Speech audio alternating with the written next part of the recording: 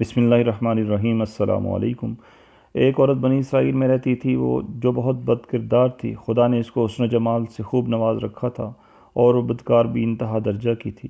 پوری بستی کے ساتھ اس کے تعلقات تھے۔ وہ اتنی مالدار ہو گئی کہ اس نے اپنے لیے بڑا محل بنا لیا تھا اور ایک تخت بنوایا، اور وہ بن سنور کر ملکہ کی طرح تخت پر بیٹھتی تھی، اور اس کے ساتھ تعلق رکھنے والے پورے شہر کے عمراء تھے۔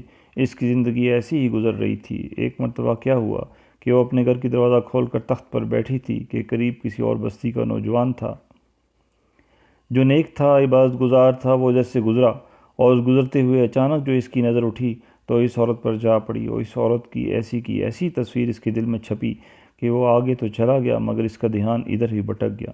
پھر وہ مراقبہ میں، ذکر میں، تسبیحات میں، تلاوت میں جب بیٹھتا تو اس کا دل ہی نہیں لگتا تھا۔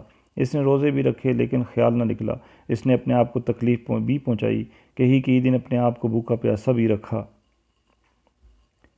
مگر اس کے دل سے خیال نہ نکلا، حتیٰ کہ ایک دن اس نے سوچا کہ جب اس خیال میں میری جان چھوٹتی ہی نہیں تو میں جاتا ہوں۔ چنانچہ اس کے پاس جو تھوڑا بہت سامان تھا وہ اس نے بیچا اور اس نے اتنے پیسے تیار کیے جتنے سے وہ بدکار عورت اپنے پاس آنے کی اجازت دیتی تھی۔ وہ اس عورت کے پاس آیا اور اس کو پیسے دے کر اس کے پاس چارپائی پر بیٹھ گیا، بات چیت کرنے لگا۔ اچانک بات چیت کے دوران اس کے دل میں یہ خیال آیا کہ میں نے نیکوکاری کے کتنے سال گزارے ہیں، آج میرے اللہ مجھے اس غیر محرم کے ساتھ بیٹھے ہوئے بھی دیکھ رہے ہوں گے۔ بس یہ خیال دل میں آیا تو اللہ کا درد دل پر غالب آ گیا اور نوجوان نے کانپنا شروع کر دیا۔ عورت اس سے پوچھتی ہے، تم کانپ کیوں رہے ہو؟ تمہارا چہرہ کیوں پیلا ہو گیا ہے؟ اس نے کہا کہ بس میری طبیعت ٹھیک نہیں۔ اس نے کہا کہ پھر تم جس مقصد کے لیے آئے ہو مقصد پورا کرو اور جاؤ۔ اس نے کہا نہیں۔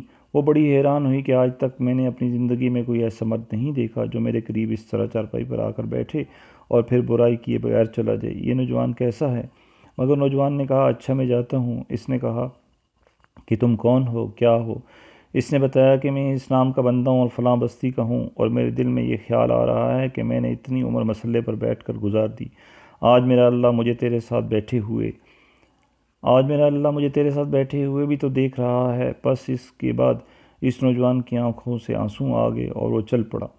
اب وہ چلا تو اس عورت کو جو تھوڑی دیر کی صحبت ہوگی اس کی برکت اس کو مل گئی۔ چنانچہ عورت کے دل میں خیال آیا کہ یہ کنوارا نوجوان اتنا اللہ سے ڈرتا ہے جبکہ اس نے گناہ بھی نہیں کیا، اور میں تو سارا دن اور ساری رات گناہوں کا مرتکب ہونے والی ہوں۔ میں تو خدا سے ڈرتی ہی نہیں۔ اس کے دل میں شرمندگی پیدا ہوئی، ندامت ہونے لگی کہ کروں تو کیا کروں۔ دل میں خیال آیا کہ اچھا چلتی ہوں، حضرت موسیٰ علیہ السلام سے پوچھتی ہوں کہ کیا میرے لیے بھی توبہ کی کوئی صورت بنتی ہے۔ وہ اپنے گھر سے نکل کھڑی ہوئی۔ اب اس کو بستی کا ایک بندہ پہچانتا تھا۔ وہ ایسی نامی گرامی عورت تھی، اور چلی اور جا کر حضرت موسیٰ علیہ السلام کو جو دیکھا تو وہ اس وقت بنی اسرائیل کے لوگوں کو نصیحت فرما رہے تھے۔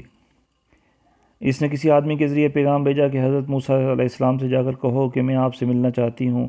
اب جس کو پیغام دیا وہ بیوقوف تھا۔ کچھ پیغام پہنچانے والے بھی تو بیوقوف ہوتے ہیں جس کو ڈھنگ ہی نہیں آتا پیغام پہنچانے کا۔ اس خدا کے بندے نے سیدھا جا کر سب کے سامنے کہہ دیا کہ حضرت آپ سے فلاں عورت ملنے آئی ہے۔ حضرت موسیٰ علیہ السلام نے سنا تو آپ کو بہت جلال آیا کہ وہ لوگ کیا سوچتے ہوں گے کہ ایسی عورت ان سے ملنے کے لیے آئی ہے، اور انہوں نے ملنے سے انکار کر دیا۔ اور بوجھل قدموں کے ساتھ وہ وہاں سے واپس آئی، اور اسے سمجھ نہیں آ رہی تھی کہ وہ کیا کرے۔ اب وہ حیران تھی کہ اللہ کے نبی نے بھی میرے ساتھ بات کرنا گوارا نہ کیا۔ میں اتنی گری ہوئی چیز ہوں کہ وہ بات کرنا ہی بھی نہیں چاہتے۔ چنانچہ وہ گھر آئی اور اس نے گھر کی کنڈی لگائی۔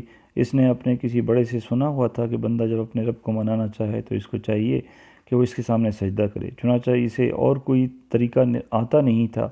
گھر کی کنڈی لگا کر ایک جگہ اس نے اللہ کے سامنے سجدہ کیا۔ دل سے یہ کہہ رہی ہوگی میں تیرے سامنے جھک رہی ہوں، خدا میرا کوئی نہیں اللہ تیرے سوا اس پوری دنیا میں، اور کوئی نجات کا راستہ نظر نہیں آتا تھا۔ پھر اللہ کی شان دیکھیے، اس نے رات گزاری۔ اگلے دن اس کے دل میں خیال آیا کہ میں عورت ذات ہوں، اکیلے مکان میں رہتی ہوں، ایک میری خادمہ ہے، تو میں اگر نیت کر بھی لوں تو جتنے لوگوں نے میرے ساتھ بدکاریاں کی ہیں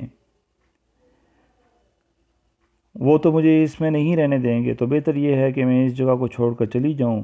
تبھی اس نے فیصلہ کر لیا کہ میں یہاں سے چلی جاتی ہوں۔ اس نے اپنے آپ کو ایک سادہ سے کپڑے میں لپیٹا تاکہ کوئی کپڑوں کو اور حسن و جمال کو نہ دیکھے کہ یہ کون جا رہی ہے۔ پھر اس نے سوچا کہ عورت ذات ہوں، کہاں جاؤں گی؟ دل میں خیال آیا کہ وہ جو نیک نوجوان تھا جس کے دل میں اللہ کا اتنا خوف تھا کہ وہ اللہ کے ڈر سے کانپ رہا تھا، کیوں نہ میں اس نیک بندے کے پاس چلی جاؤں اور اس کی خادمہ بن کر رہ جاؤں، ممکن ہے کہ وہ مجھے نکاح میں ہی قبول کر لے۔ یہ اس بستی کی طرف چل پڑی، چنانچہ ڈھونڈتے ہوئے یہ اس بستی میں اس کے گھر پہنچی اور گھر والوں سے کہا کہ میں فلاں بندے سے ملنے کے لیے آئی ہوں۔ تو انہوں نے کہا کہ اس کا ذکر و عبادت کا معمول ہے، وہ کمرے سے اتنے بجے نکلتا ہے، تم انتظار کر لو۔ چنانچہ اس نے کہا بہت اچھا، یہ انتظار میں بیٹھ گئی۔ جب انتظار کرنے بیٹھی ہوئی تھی تو اچانک اس نوجوان نے دروازہ کھولا اور اس کی نظر اس عورت پر پڑی، یہ سامنے بیٹھی ہوئی تھی۔ جب نوجوان نے عورت کا چہرہ دیکھا تو اس کو اپنا وہ وقت یاد آ گیا کہ وہ کون سا وقت تھا کہ میں اپنے مسئلے کو چھوڑ کر بالآخر اس کی چارپائی پر جا بیٹھا تھا۔ تو اس نوجوان کے دل میں خوف طاری ہو گیا کہ کہیں یہ میرا ایمان خراب کرنے تو یہاں نہیں آ گئی۔ میں نے تو اتنی مشکل سے اس کا تصور ذہن سے نکالا تھا۔ تو نوجوان پر اتنا خوف طاری ہوا کہ وہ وہیں پر گر پڑا اور اس کی جان ہی چلی گئی۔ اب اس کی وفات پر گھر والے بھی رنجیدہ اور اس عورت کو بھی بڑا ہی غم تھا۔ خیر 3 دن کے بعد اس عورت نے اس کے گھر والوں کو بتایا کہ میں تو اس نیت سے آئی تھی۔ تو انہوں نے کہا کہ اب تو وہ اس دنیا میں سے چلا گیا۔ اس کا ایک بھائی ہے، اگر تم مناسب سمجھو تو ہم اس سے پوچھ لیتے ہیں، اگر وہ تمہارے ساتھ نکاح کر لے تو تم اس کے ساتھ نکاح کر لو۔ اس نے کہا ٹھیک ہے۔ جب بھائی سے پتہ کیا تو اس نے کہا کہ ٹھیک ہے، اگر پہلے یہ ایسی عورت رہی ہے اور اب توبہ کی نیت کر چکی ہے تو میں اس کو اپنے نکاح میں قبول کر لوں گا۔ چنانچہ اس عورت کا اس کے بھائی کے ساتھ نکاح ہوا۔ اس عورت کو اللہ تعالیٰ نے 7 بیٹے عطا فرمائے اور وہ 7 بیٹے بنی اسرائیل کی اولیاء میں گزرے۔ ایسی بدکار عورت بھی اگر توبہ کرتی ہے تو اللہ تعالیٰ اسے 7 ولیوں کی ماں بنا دیتے ہیں۔ وہ مولا کتنا کریم ہے۔